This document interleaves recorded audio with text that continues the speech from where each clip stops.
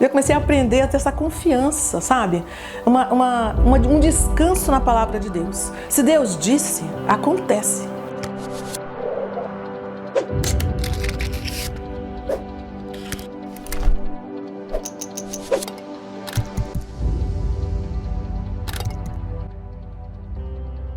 Em vários momentos, eu via que ele tinha... ele desejava muito ser ordenado logo, né? Nesse momento ele já tinha deixado a faculdade e tinha ingressado no seminário. Eu estudei com ele os 2 primeiros anos da teologia e o 3º e 4º ano ele fez dentro do seminário, então vivendo a vida comunitária com os outros meninos do seminário, né? Mas quando tinha semana teológica que acontecia no mosteiro, os seminaristas vinham e a gente congregava, né? Então a gente ficava junto, né? E nesse último ano justamente foi na semana que ele faleceu. Nós tivemos... naquele fim de abril, ele morreu 1º de maio, né? Nos últimos dias de abril nós tivemos nossa semana teológica, em que teve o nosso simpósio. E aí ele me procurou, me abraçou, me chamou num canto e falou assim, olha, está havendo uma dificuldade porque eu preciso ter um tempo de vida no seminário e acho que os formadores não estão querendo liberar que eu já me ordene no final desse ano como diácono. Ele já estava, então, nós estávamos no 4º ano já, né? Isso era então final de abril. E ele estava angustiado, né? Mas ele falou assim, então eu já mandei uma mensagem para Dom Orani, o arcebispo do Rio, né? Tinha chegado recentemente ao Rio, inclusive, né? Tomado posse.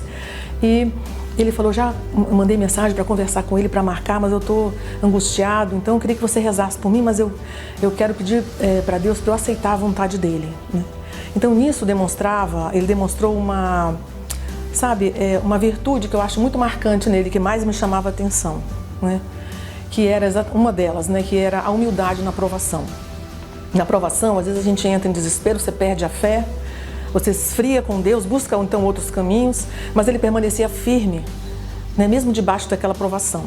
E para ele era uma provação terrível, porque ele falava para mim, eu preciso me ordenar logo. Ele tinha uma ansiedade, uma necessidade de se ordenar logo, até parece que ele pressentia alguma coisa que ia acontecer, eu não sei, né? Isso nós nunca partilhamos.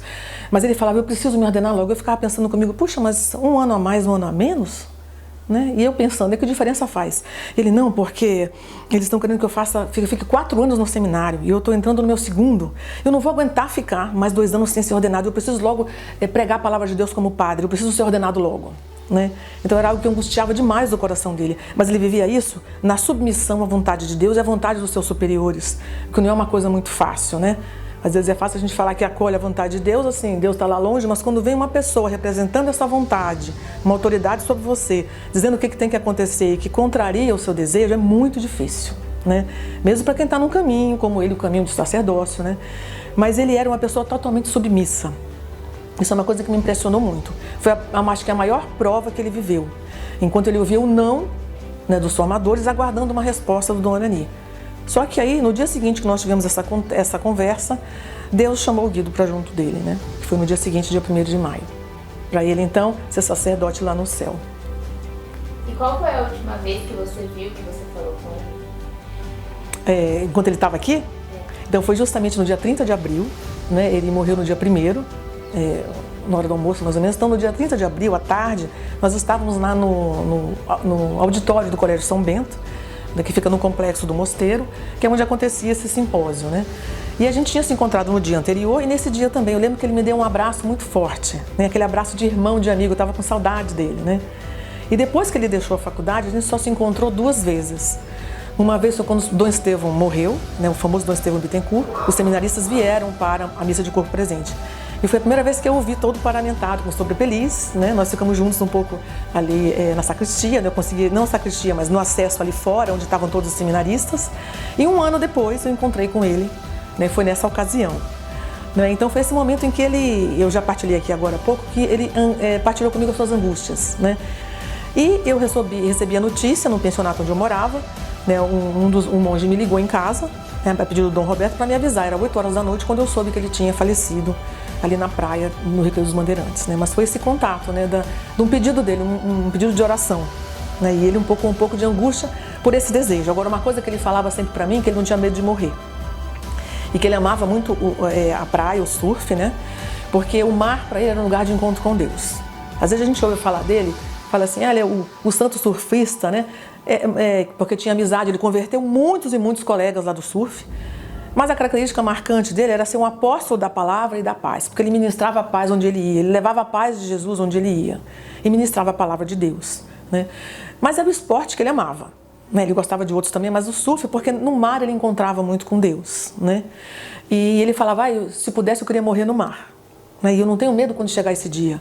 E ele era amante muito de São Paulo, né? Ele vivia repetindo a palavra de São Paulo, né? Porque para mim viver é Cristo, morrer é lucro. Ele insistia falando isso. Eu lembro da gente estudando na biblioteca, né? E os nossos intervalos dos livros eram essas conversas, né? Era sempre conversa espiritual, partilha espiritual da parte dele, principalmente. E eu me enriquecia, né? Eu ficava mais calada porque eu falei, quem precisa beber aqui sou eu, né? De tudo que ele tem para dar, de toda a palavra dele, né? E ele gostava muito de repetir, não, para mim viver é Cristo, morrer é lucro. Se eu pudesse morrer no mar, que é o lugar que eu encontro com ele, né? A natureza. Isso era algo bem característico dele, né? Então, por isso que depois que eu soube, eu chorei muito, claro, né? Eu fiquei pensando no sonho que ele teve, né? De ser sacerdote. Mas Deus ouviu a prece dele porque ele morreu no mar, né? Onde ele queria realmente, na situação que ele tinha pensado, né?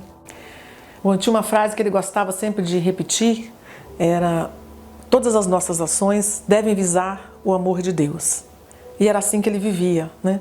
Ou seja, tudo que eu venha fazer